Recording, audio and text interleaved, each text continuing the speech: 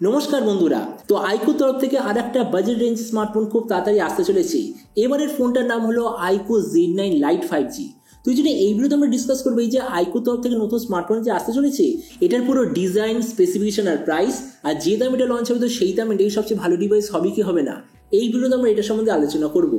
তো চলো শুরু করা যে ভিডিওটা কোনো সমালোচনা না করে, আপনি যদি গ্যাজেটওয়াল বাংলা চ্যানেলে প্রথমবার আসেন আর খুব বাংলা টেক ভিডিও ডেইলি দেখতে চান, তাহলে গ্যাজেটওয়াল বাংলা চ্যানেল সাবস্ক্রাইব অবশ্যই করে নেবেন। তো প্রথমত আলোচনা করবো এই স্মার্টফোনটার ডিজাইন সম্বন্ধে। তো যেমন দেখতে পাচ্ছেন এই যে আইকু Z9 Lite, বলা হচ্ছে যে পেছন দিকে ডিজাইনটা হবে প্রায় এরকম। এর থিকনেস হবে 8.4 মিলিমিটার আর ওয়েট 185 গ্রাম। পেছন দিকের মেটেরিয়ালটা হবে ম্যাট ফিনিশ টাইপের প্লাস্টিক ব্যাক কভার, সাইডে আছে প্লাস্টিকের ফ্রেম। ফোনটা আপনি বিভিন্ন ধরনের কালার অপশন আপনি দেখতে পাবেন। ডিসপ্লে দিক থেকে এতে আছে 6.56 inch HD+ 90 Hz IPS LCD display, তার সঙ্গে 180 Hz টাচ সামনিং রেট, 840 নিটসের brightness, 20:9 aspect ratio, 91% screen to body ratio. আর ডিসপ্লের যে প্রোটেকশন সেটা হলো পান্ডা গ্লাসের ডিসপ্লে প্রোটেকশন। তো আপনি সোজা কথা বলতে গেলে প্রাইস পয়েন্ট হিসেবে ডিসপ্লেটা ঠিকঠাক আছে। প্রসেসরের দিক থেকে এতে আপনি পাবেন Dimensity 6300 5G প্রসেসর। ক্যামেরার দিক থেকে এতে আপনি পাবেন 50 আর 2 মেগাপিক্সেলের ডুয়েল ক্যামেরা, তার সঙ্গে 8 মেগাপিক্সেলের সেলফি। এর যে রিয়ার ক্যামেরা সেটা হলো সোনির তরফ থেকে আসা সেন্সার। এই যে ফোনটা টোটাল দুটো ভেরিয়েন্টে আপনি দেখতে পাবেন, 4 128GB আর 6 128GB। র্যামের কোয়ালিটিটা LPDDR4X, মেমোরিতে আছে eMMC 5.1 আর যেটার সঙ্গে হাইব্রিড কাস্টওয়াটের অপশান। ব্যাটারির দিক থেকে 5000 mAh ব্যাটারি, সঙ্গে 15 ওয়াটের চার্জার।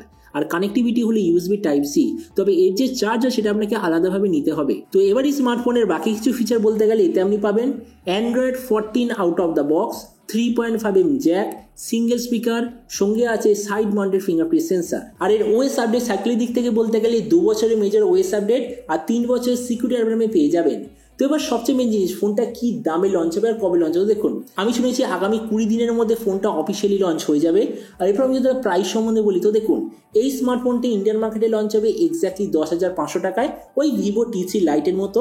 আর আপনাদের ভিডিওটা বাংলাদেশ থেকে দেখে থাকেন, বাংলাদেশে এটা লঞ্চ হওয়ার কথা প্রায় 20,000 বাংলাদেশি টাকার আশেপাশে। তো এবার সব ভিডিওর মধ্যে আপনাকে জানাবো এই যে স্মার্টফোনটি যে আসতে চলেছে এটি কি প্রাইস পয়েন্টের মধ্যে সবচেয়ে ভালো নাকি এর চেয়ে বেটার অন্য কোনো স্মার্টফোন অ্যাভেলেবল আছে। দেখুন, আমরা যদি এই মুহূর্তে দেখি তাহলে 10,000 টাকার আশেপাশে তিনটে দারুণ স্মার্টফোন অ্যাভেলেবেল আছে। একটা হলো Motorola G34 5G, দ্বিতীয়টা Galaxy F14 5G, তৃতীয়টা Poco M6 Pro 5G।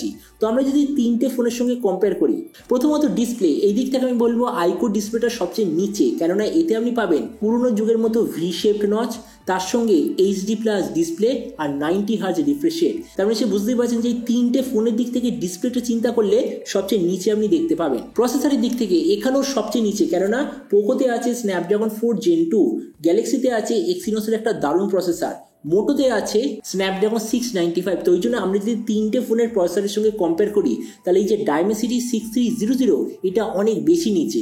তো এই জন্য প্রসেসরের দিক থেকে সবচেয়ে বেকার। ক্যামেরার দিক থেকে আমি বলবো বাকিদের মতোই, মানে অত ভালো নয়, মানে ধরে নিন অ্যাভারেজ টাইপের। ভেরিয়েন্টের দিক থেকে সবচেয়ে নিচে, কেননা সেম প্রাইস পয়েন্টে অনেক ব্র্যান্ড আপনাকে 4 128GB 6 128GB প্রোভাইড করবে, তার সঙ্গে LPDDR4X আর UFS 2.2 এর কম্বিনেশন। সেখানে এই ফোনটা আপনি কি পাবেন, 4 128GB তো পাচ্ছেন, LPDDR4X আর eMMC 5.1 এর কম্বিনেশন। মানে স্টোরেজের দিক থেকে ডেফিনেটলি সবচেয়ে নিচে আপনি দেখতে পাবেন।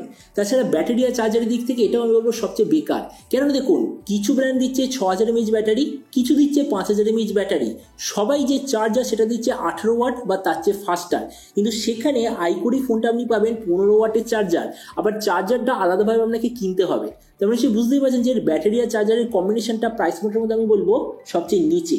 তাছাড়া স্পিকারের দিক থেকে জাস্ট একটা স্পিকার, সেখানে মোটোর মতো স্মার্টফোন আপনাকে দেখবে ডুয়েল স্পিকার। তার মানে স্পিকারের দিক থেকেও বিলো অ্যাভারেজ। আর OS আপডেট ওই ঠিকঠাক আছে, মানে 2 বছরে যেরকম OS আপডেট হয়।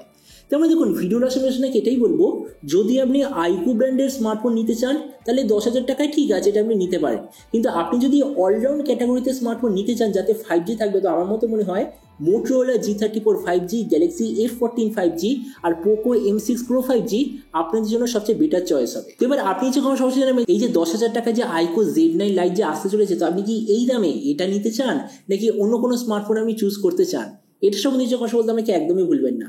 তো চলুন দেখা হবে আগামীকাল একটা টেক ভিডিওতে। Till then stay tuned, always remember, think positive, be positive. Thank you.